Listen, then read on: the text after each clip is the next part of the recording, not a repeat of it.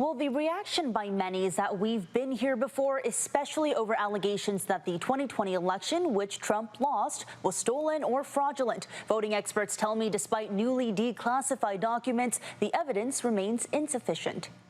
It's just undermining trust in our elections, which, by the way, is the biggest threat to our elections. The claims that were made in the speech didn't particularly surprise me. They fit sort of an ongoing narrative that the president has been pushing about 2020. This the reaction from election and voting experts following President Trump's Thursday address to the nation over election integrity. No country could be great without fair and honest elections.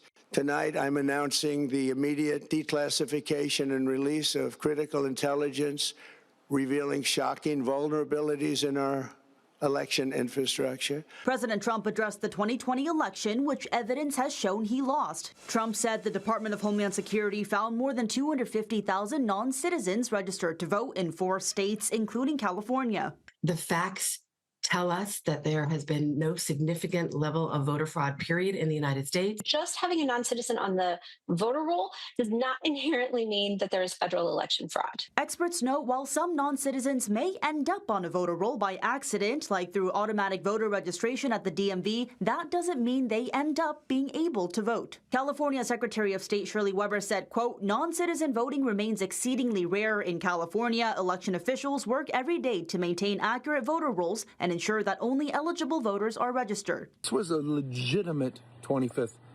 Amendment moment, the ramblings of a mad king. Newsom pushing back, even questioning the president's competency to serve in office. Experts also note it's not clear where DHS obtained the data, as California's refusal to submit voter data to the federal government was upheld in the courts. What he didn't say was that there's any evidence that any vote has been flipped or switched during the election. Results have been changed. Experts emphasizing whether on the allegations of non-citizen voters in California or the allegations of China's significant interference in the 2020 election, Trump provided insufficient evidence. There was no evidence of fraud. It doesn't really matter politically because he's laying the groundwork for his base. Democrats, too, using this as an opportunity to drive turnout. Mobilize, organize, not agonize, and turn out in record numbers this November.